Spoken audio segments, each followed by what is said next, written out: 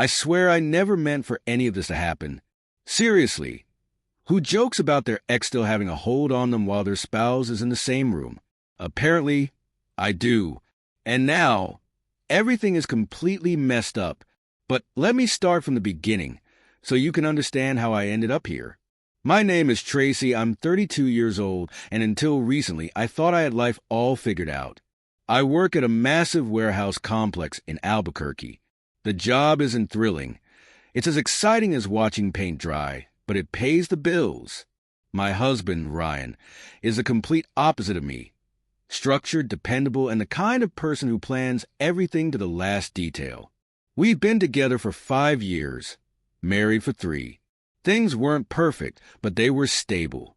Stability was all I ever wanted, or so I thought. Then one night, I managed to destroy everything in the dumbest way possible. It was a casual dinner party at our place. A few close friends, a few bottles of wine. The usual.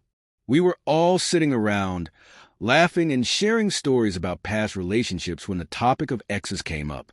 Someone, probably my best friend Chloe, who loves stirring the pot, asked, "Do you ever feel like an ex still has a weird hold on you? Like you've moved on, but a small part of you still feels something?" I should have laughed it off. I should have said no. Instead, without thinking and with a stupid grin, I said, "Oh, for sure. My ex Jake totally still has a hold on me." The second the words left my mouth, I knew I'd made a huge mistake. The room fell silent.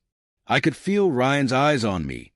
His usual easygoing expression had vanished. He was just staring, his jaw clenched so tightly it looked like it might break. I tried to laugh it off, waving my hand dismissively. I mean, not like that. Just, first loves stick with you, right? No one laughed. No one even smiled. Ryan didn't say a word. He just took a slow sip of his drink, his gaze never leaving mine. My stomach dropped. I didn't mean it. I swear I didn't. Jake was ancient history, a guy I dated in my early 20s. He was all charm and bad decisions, someone who thrived on emotional chaos. I had walked away from that life for a reason. I chose Ryan for a reason. But none of that mattered now because Ryan had just heard me say that another man still had a hold on me. Ryan stayed quiet for the rest of the night. He was polite but distant. After our friends left, I followed him into the kitchen, my heart pounding. "Ryan, come on," I said, trying to laugh. "You know I didn't mean it like that." He didn't look at me. He just started stacking dishes, his movement stiff, like he was loading a bomb instead of a dishwasher. Finally, after what felt like forever, he spoke. "So, your ex still has a hold on you?" His voice was calm, too calm. That's when I knew I was in deep trouble. I rushed to explain.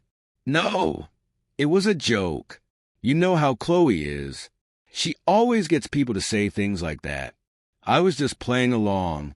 Ryan wasn't buying it. "Funny," he said, shutting the dishwasher with more force than necessary, because it didn't sound like a joke to me. And now I have to ask myself, am I your husband or am I just your safe option? That hit me like a punch to the gut. "Ryan, no. I reached for him, but he stepped away. "I need some air," he muttered, grabbing his keys and walking out. I stood there, frozen, my heart hammering in my chest. I wanted to chase after him, to make him understand that he was the only one I wanted. But how could I, when the damage was already done? Ryan didn't come home that night, or the next. He didn't answer my calls or texts. My mind spiraled with worst-case scenarios. Was he staying at a hotel? Talking to a divorce lawyer? Had I just lost my husband over a stupid joke? Just when I thought it couldn't get worse, Jake messaged me. A simple text, "Hey, long time no see. You good?" I stared at my phone, feeling sick. The universe had a twisted sense of humor. The one person I never should have mentioned was suddenly back in my life. At that moment, I had a choice. I could respond, fall back into old habits, and risk everything, or I could fight for my marriage. I deleted the message, blocked the number, and did what I should have done from the start. I found Ryan. He was staying at his brother's place. When he opened the door, I didn't make excuses or downplay what I'd done. I looked him in the eyes and told him the truth.